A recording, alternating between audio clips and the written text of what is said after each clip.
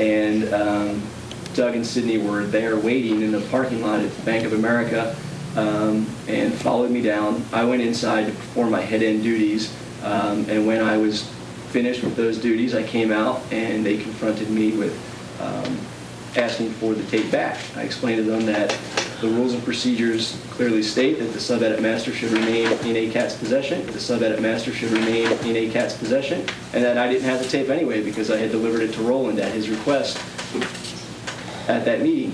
And that I didn't have the tape anyway because I had delivered it to Roland at his request at that meeting.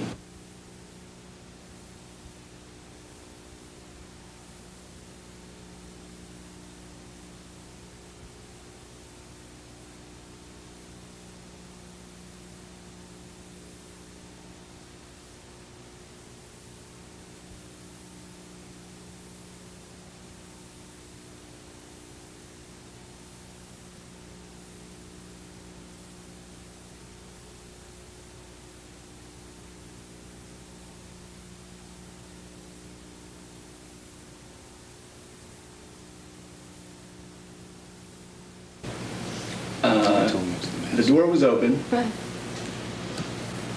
and I was standing outside talking to Doug and Sydney. Sydney began to raise her voice. Doug said, "Don't get upset or don't get hysterical." And I tried to explain to them that the only thing they could do is call Roland to find out the status of their tape and that it was in ACAT's possession because that's what the rules and procedures stated. Earlier at the meeting I had gone to, I had gone over this with Victor, and with other people at the Rules and Procedures Committee, and they had agreed that it clearly states in the Rules and Procedures that ACAT should have a copy of all the tapes that are submitted for cablecast. And so as I was explaining this to Doug, he was holding the door open with his, I guess his right hand, and I reached for the door to close it, and he wouldn't let me close it.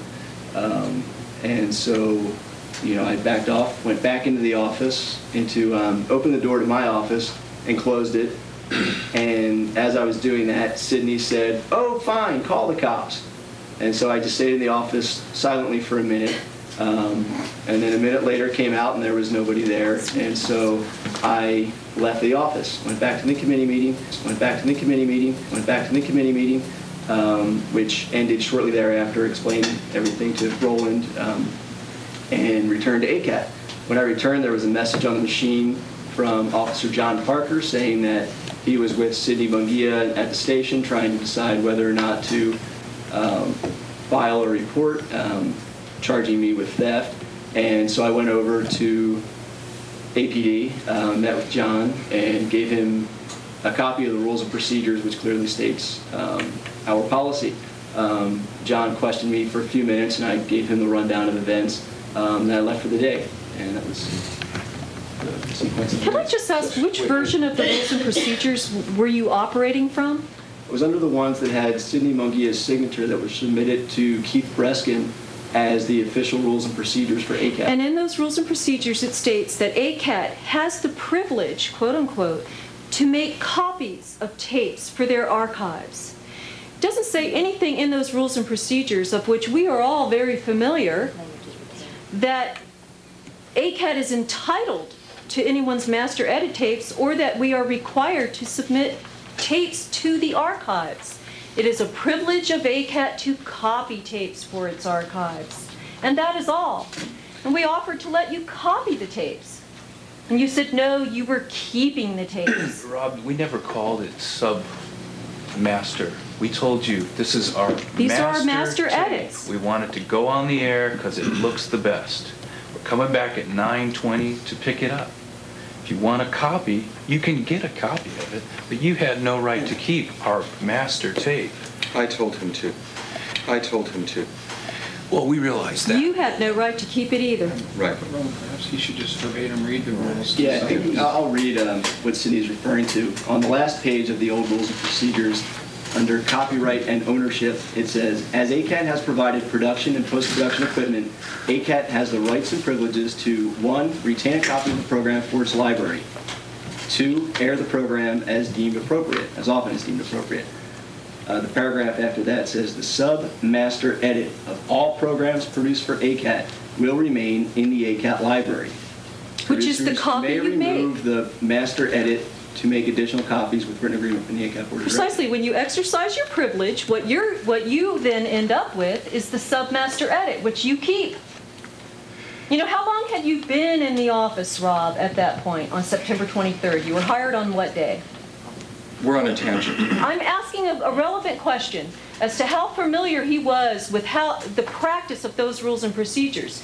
There are a lot of producers here, and there are a lot of former station managers that know better, that know you don't take a producer's tapes. But if it's you my, bring so it's my in problem, your not tapes. Rob's. It's my problem then, not Rob's. We even asked him. I gave him the directive to hold the tape. And you were not authorized to do so. So then you should be directing your questions to me, not to Rob.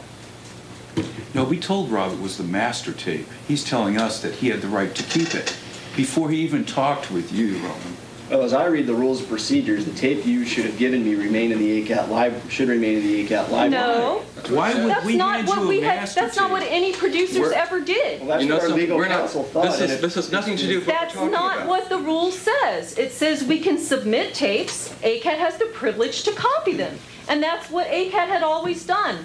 There are other people in this room that know this, who are other producers. They submit their master edits, ACAT copies them, and they pick up their master edit tapes. Actually, I made copies Page on 20. my own time during my edit time for the ACAT The point here is that we're not discussing the disciplinary action of Rob Amerman or myself tonight. That can happen at another The time. point is, The point here is that we're not discussing the disciplinary action of Rob Amerman or myself tonight. That can happen at another the time. point is, I was misled, Douglas was misled.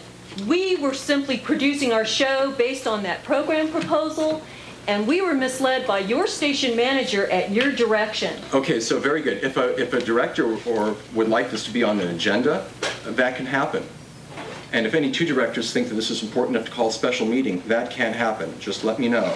But what we're talking about tonight is whether this is a valid document. It's the same one we had in the meeting on August 5th. Right, but no one has seen that. You claim that 13 copies were distributed. I don't have one. Michael Irwin, do you have one? You were at that meeting. Dave, did you see it? You were the secretary, you saw it? Rodney, go ahead. I have a copy of it.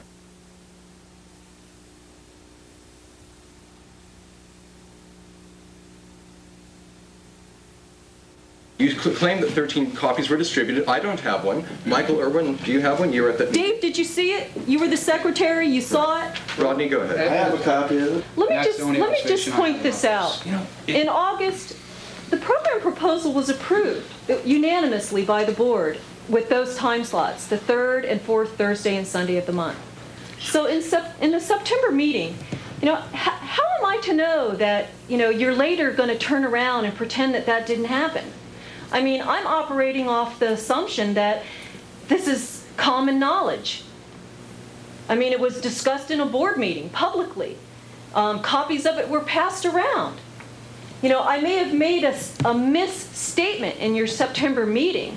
Excuse me, I was in the audience. There were a lot of things happening. That sometimes happens. Some of you have made misstatements here tonight. And you're pretty But quick I to had- correct those too, aren't you? And I admit, I may have made a misstatement, but I had no idea that there was any confusion about the time slots. The time slots were approved. We were already producing the show. It was in writing.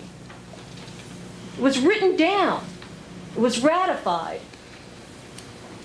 the fact that you cannot find information that verifies that doesn't mean that the information doesn't exist.